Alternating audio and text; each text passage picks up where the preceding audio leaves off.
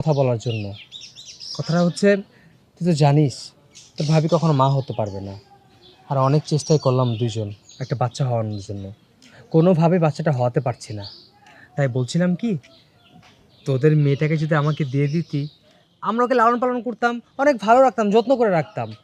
কথা দিচ্ছি তোর থেকে অবশ্যই আমাদের কাছ থেকে অনেক ভালো থাকবে। আরে আমাকে দিয়ে দাও না বোন। আপনারা এগুলা কি কথা কইতাছেন? আমি তো আগামাথা কিছুই বুঝতাছি না। আমার বাচ্চা আপনাকে দিমু মানে এটা কেমনে সম্ভব? আমার বাচ্চা আমি আপনাকে দিতে পারবো না। দেখ, আমি তোর কাছ থেকে এমনি এমনি নিতে চাচ্ছি না। আমি এমনি তো শুনলাম তোর স্বামী নাকি অনেক অসুস্থ, তাকে ঠিকঠাকভাবে চিকিৎসা করাতে পারছিস না, চিকিৎসার জন্য অনেক টাকা পয়সার প্রয়োজন আছে। তোর যদি ইচ্ছা হয় তুই আমাদের কাছে কিছু টাকা নিলি, টাকার পরিবর্তে না হয় ওকে আমাদের দিলি, আমি বলতেছি অনেকগুলো টাকা দিব, ওই টাকা দিয়ে তোর স্বামীর চিকিৎসা খুব ভালোভাবে করতে পারবি। বল তোর কত টাকা লাগবে, আমরা তোকে তাই দিব। দেখেন সাহেব, দেখেন মেম সাহেব, আপনারা যতই আমার টাকার লোভ দেখান না কেন, আমি কোনোদিনও রাজি হইমু না। প্রয়োজন পড়লে আমার স্বামীর চিকিৎসার জন্যে আমি ভিক্ষা করবো, ভিক্ষা করে টাকার জোগাড় করবো। তবু আমি আমার আদরের সন্তানরে আপনার কাছে বেচা দিতে পারবো না। আপনারা তো এইটাই বুঝাইতেছেন যে টাকার বিনিময়ে আমার মায়া জানি আমি আপনার কাছে বিক্রি করে দেই। না, আমি আমার পেটের সন্তান আপনার কাছে বিক্রি করতে পারবো না, কোনোদিনও না।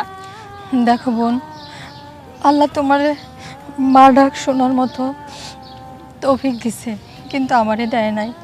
আমি জানি না কোনোদিন শুনতে পারবো কি না। তুমি চাইলে আল্লাহ তোমারে আবার তোমার ঘরের সন্তান দিবে, তুমি মা ডাক শুনতে পারবা, কিন্তু আমি পারবো না। তুমি একটু দয়া করো বোন, তোমার বাচ্চাটারে আমার কাছে দিয়ে দাও, আমি মা ডাক শুনি। আর ও যদি আমার কাছে থাকে, আমাদের কাছে থাকে, ওর তো কোনো অসুবিধা হবে না।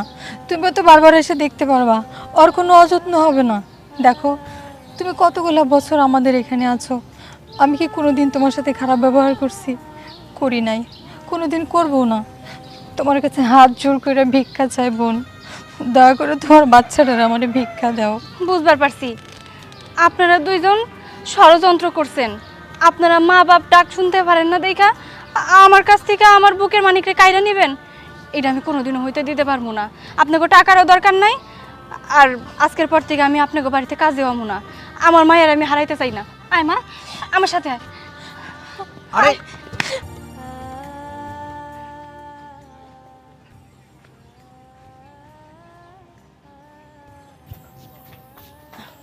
মা, তুই খাবার নিয়ে ঘরে যা, আমি আইতাছি।